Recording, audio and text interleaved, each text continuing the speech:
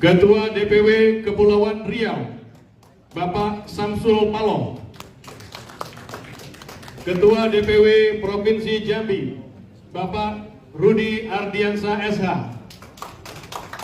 Ketua DPW Provinsi Bengkulu, Bapak Panca Darmawan SJMH CPN. Dan kepada Ketua DPW Provinsi Kepulauan Riau, Bapak Samsul Paloh.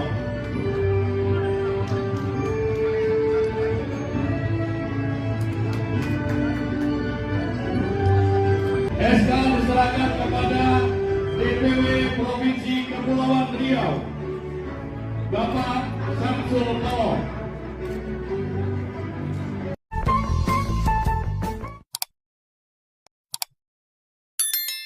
Kita dalam hal ini menghadiri deklarasi dan pelantikan daripada pengurus DPP dan DPW 10 provinsi dan ditambah ada DKI dan Jawa Barat juga, Gerakan Sumatera Maju. Dalam hal ini khusus DPW Kepri akan menindaklanjuti program-program Gersuma, DPP Gersuma untuk di tingkat daerah, terutama mendukung program pemerintah yang dalam hal ini Presiden Republik Indonesia Bapak Prabowo Subianto dan Pak Gibran, dan demikian juga program pemerintah di daerah. Ini akan kita laksanakan khusus Kepri yang berbatasan langsung dengan luar negeri sebagai pintu gerbang daripada Indonesia terhadap luar negeri.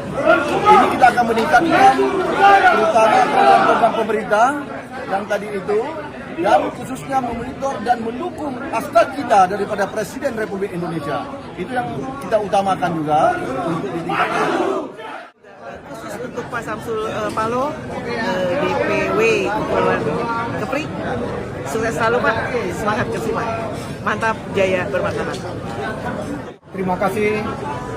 Tentunya Gersuma ini lahir, tentunya akan mengawal kebijakan program dari Presiden terpilih, Presiden Prabowo dan Wapres Bapak Gibran. Programnya sudah jelas, Asta Cita ada 8, tentunya sudah mencakup semua program itu. Tidak semuanya tersentuh oleh institusi pemerintah, TNI, Polri, dan institusi yang lain. Di sanalah jawabannya adalah Gersuma yang turun akan membantu, membackup, mengawal semua program. Misalnya kegiatan makan siang bergizi gratis, kita hadir di seluruh daerah sampai desa, sampai di kebun ada Gersuma. Kita akan membantu masyarakat mulai dari pendidikan, ekonomi, mana yang bisa kita bantu. Yang kedua, kita juga sebagai sarana mediator dari daerah ke pemerintah pusat. Tentunya dengan adanya ormas Gersuma, kita punya jalur, punya kopi surat untuk bisa langsung menyampaikan ke atas. Baik, program konkret untuk kedepannya yang dijalankan dalam waktu dekat, Jenderal? Ya, program dalam waktu dekat, waktu cepat tentunya kita akan konsolidasi dulu, pemenahan dulu, organisasi, struktur semuanya, mulai dari DPP, DPW, sampai ke DPC, DPD itu kita perkuat dulu. Karena kita ini tidak ada ormas Gersuma ini yang menyelesaikan masalah di jalan. Saya tadi waktu sambutan saya sudah sampaikan, kita ormas Gersuma harus hadir di pengadilan membela rakyat-rakyat yang susah untuk mendapatkan keadilan. Kita turun di sana dimanapun seluruh wilayah Indonesia.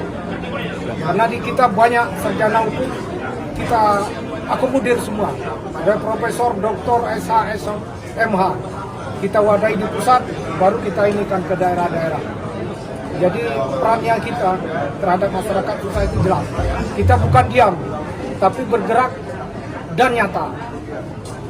Baik, Jenderal. Terakhir, Jenderal, apa tantangan terbesar yang dihadapi Gersuma dan bagaimana solusinya? Ya, kalau tantangan itu semuanya, apapun kegiatan pasti ada tantangan. Tapi tantangan, tidak ada tantangan masalah yang nggak bisa diselesaikan. Solusinya kita harus tampil di depan. Kita mau sarah, kombinasi, ada apa-apa baru kita ini kan. kita atur yang baik. Untuk anggota sudah berapa sampai saat ini? Nah, sekarang kita belum mendatangkan, cuma secara garis besar, mulai dari Aceh sampai Lampung, tambah Provinsi DKI dan Jawa Barat. Nanti akan hadir bersama seluruh Indonesia.